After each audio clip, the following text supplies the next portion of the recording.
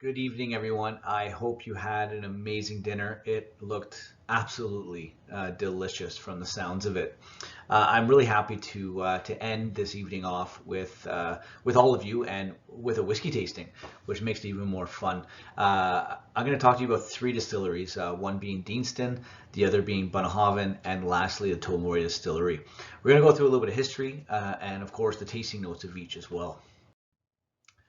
For those who I haven't met yet during my travels from coast to coast, I'm sitting here in my whiskey room in Ottawa, Canada, and I am an all-around passionate whiskey lover. I really started my journey about 15 years ago when I had my first taste of Scotch whiskey, and from there I just wanted to learn everything about it as a whole, from the whiskey making process to a lot of the history surrounding Scotland and where Scotch really began.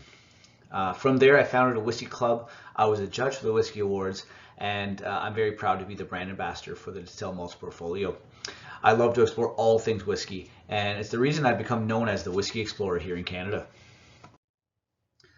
We're going to kick our evening off with the Deanston Distillery, and welcome to Deanston, everybody. Deanston is, we call it a dot on the map, but it's really an innovative and entrepreneurial spirit and believes in the spirit of community.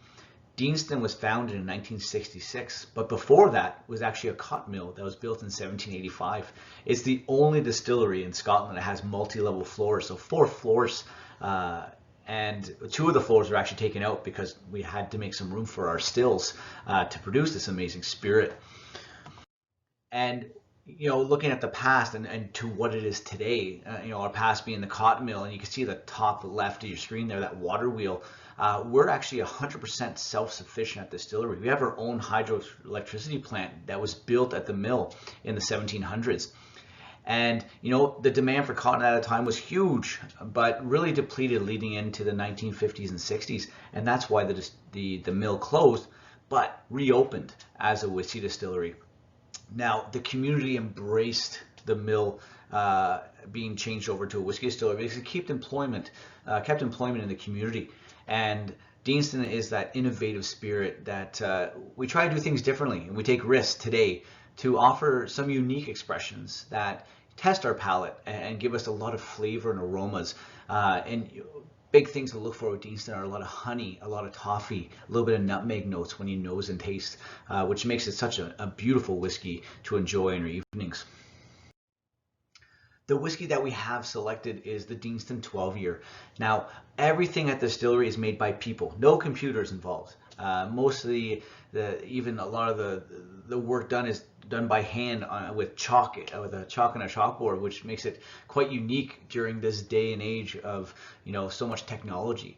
But we put a lot of passion and skill and belief in our whiskey makers, to that the time they spend and the passion and the love they have for this distillery and the whiskey they produce for us here in Canada and across the world is of the utmost quality.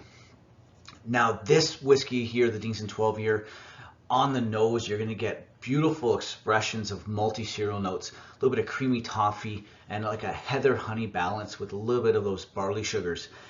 This whiskey is unbelievable on the palate. It's like a creamy texture on your tongue, which is like an explosion of flavors. It's one that I call the perfect sharing whiskey, and I think it's the best whiskey for us to have this evening as well, because we get to share it amongst each other as a group and remember this memory of this amazing dinner you just had, and this taste of whiskey to wrap things up here. So when you nose a whiskey, you really try to you'll get the essences of those aromas, and on the taste it's just a little bit of burn with the alcohol. The ABV is a little bit higher, but let the alcohol burn in your tongue and then swallow, and when you exhale, that's where that explosion of flavors really come out. Truly a beautiful expression from the Deanston Distillery. So this year is the 12-year. We do have other expressions in the market, which another one being the Deanston Virgin Oak, which I call my vanilla ice cream whiskey, with green apples and nutmeg spice and vanilla. So if you're looking for one of these expressions, either the creaminess of beauty of the 12 or that vanilla ice cream from the Deanston Virgin Oak. That was Deanston, and honestly, it's one of our youngest, it is our youngest distillery in the portfolio, being established in 1966, and we're going to go to our next youngest prior to one of the oldest commercial distilleries last. And this whiskey here, our next one, is the Bunnahabhain 12 year. The Bunnahabhain 12 year is my go-to whiskey, and actually the whiskey that got me to want to be the brand ambassador for Distill.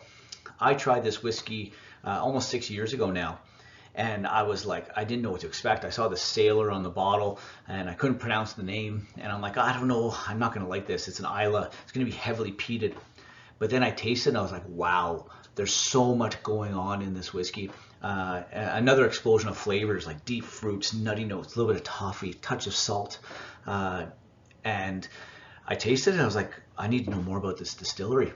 So here I am on the net, and I'm trying to find where exactly this distillery is and the history and everything. And there wasn't much, even the distillery website, there wasn't much information. So I wrote to them. And I was like, I need to meet the brand ambassador because I need to learn more about this distillery. And I get a message back and they're like, well, we do have a global brand ambassador, but she only comes to Canada maybe once every 2 years. And I was like, we need to get people to know this distillery because honestly, this is a sleeping giant. So I told them to hire me for Canada, and luckily they did. So it's a little over 5 years now that I've been the brand ambassador for this company, and I'm truly very lucky, and because I get to represent a distillery that I'm truly passionate about, and one that if I were to want to have a dram in the evening, it would be of this whiskey here. So I'm really happy that we have this here this evening for you all to taste. Now a little bit about the Bunnahabhain distillery. Now the Bunnahabhain distillery is on the Isle of Islay, and we're the most northern distillery by. You can see it right at the top of the map there. It's a journey to get there, because if any of you go to Scotland and you want to visit Islay, you're going to be coming into maybe like taking the ferry and coming into Port Ellen, and then you can hit up 4 distilleries in one day. But to get to Bunnahabhain, it's another 45-minute drive. And the last 4 miles is a very interesting one because it's a single track road.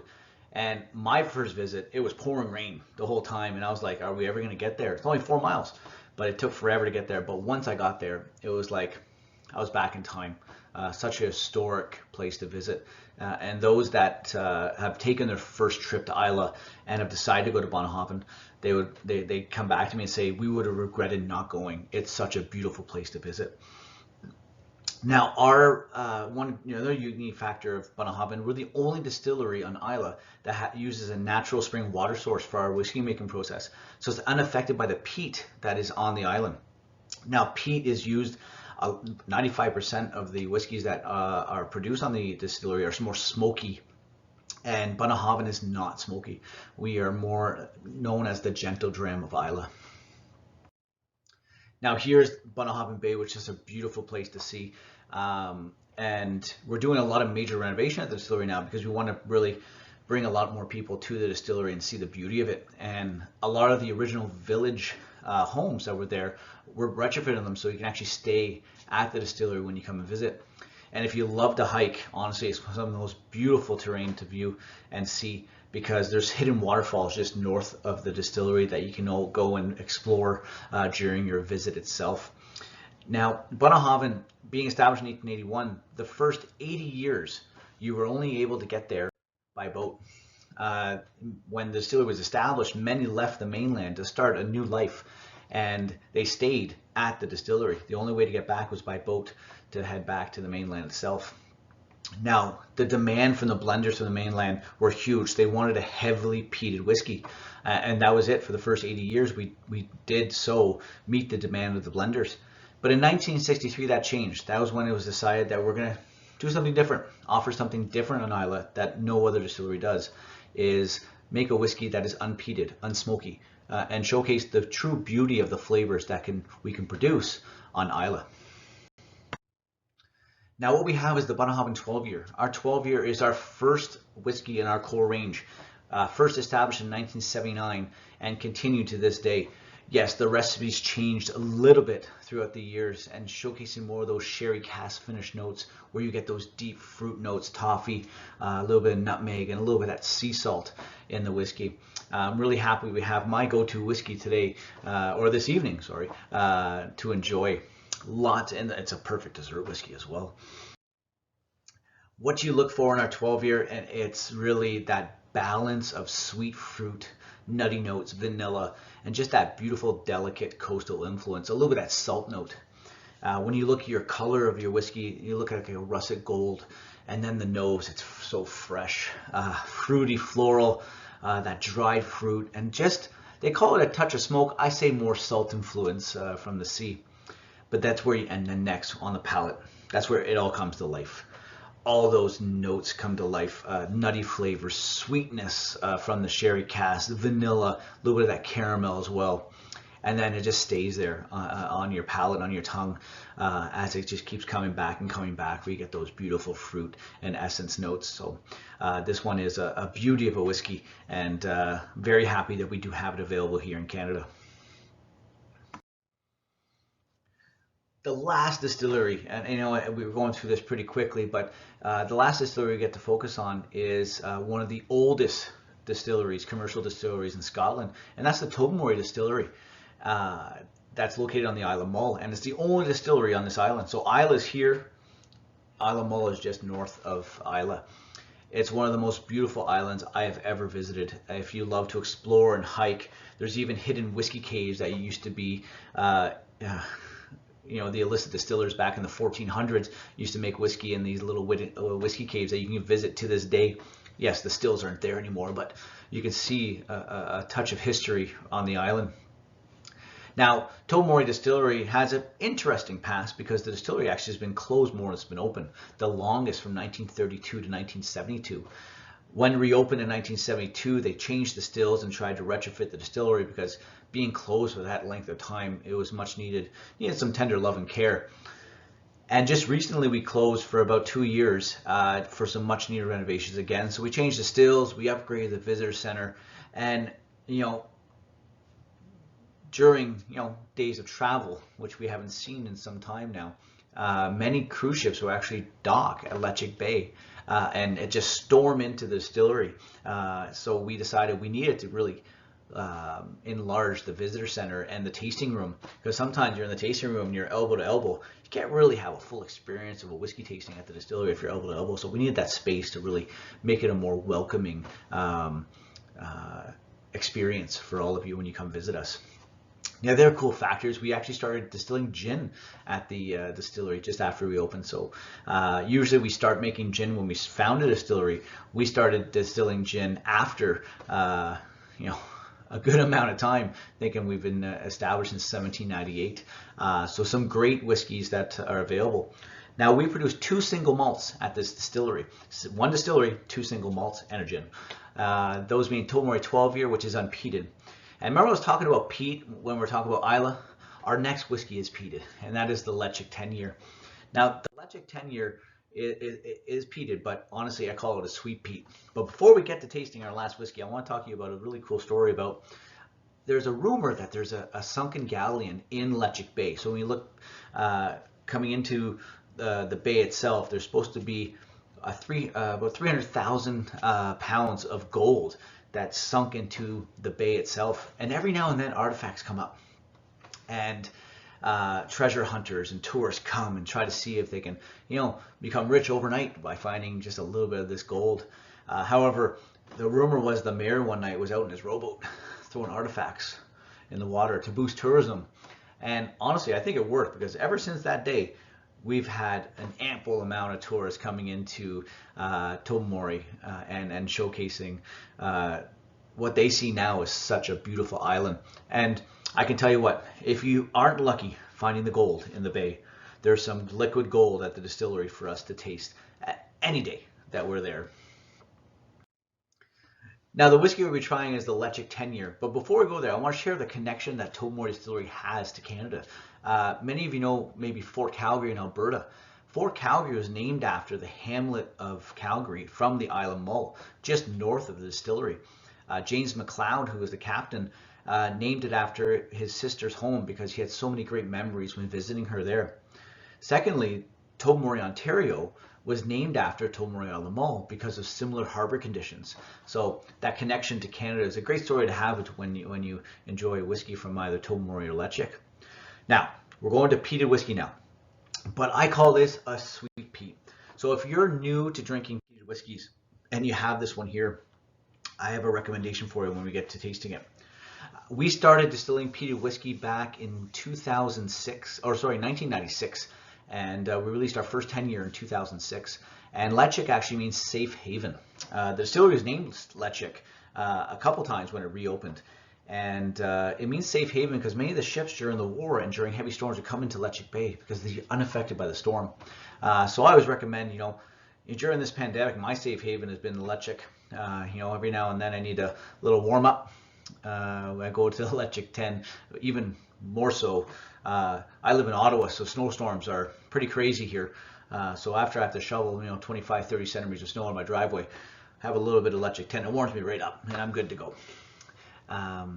But what great thing too is, another little inside fact is, we don't have a lot of maturation space at the distillery because in the 80s, the owner of the distillery at the time sold off the warehouse to make these beautiful apartments overlooking Ledaig Bay.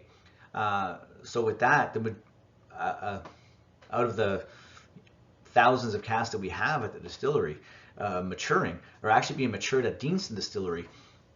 And we only have about 30-40 casks from a retrofitted distillery building where we have some casks at the distillery itself.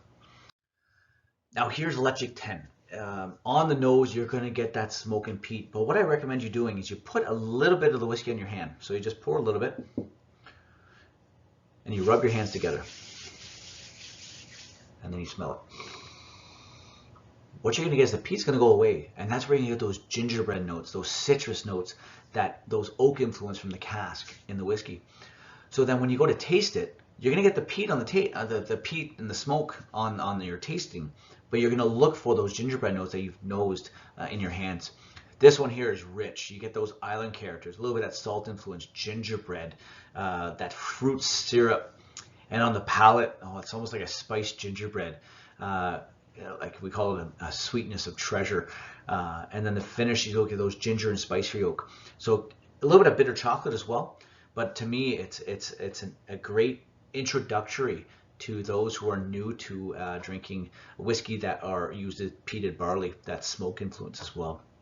So that's our three whiskeys. We went through rather quickly, 3 distilleries, those being Deanston, being the Deanston 12, the Bunnahabhain 12, and now the Ledaig 10. All 3 are available in British Columbia. We can, many locations have them, and it's been a pleasure introducing you these 3 expressions tonight. I hope you enjoyed at least one of them, but I'm sure the dinner was superb, and it was a good wrap off to a wonderful evening. So thank you so much again for having me, and all the best. Cheers.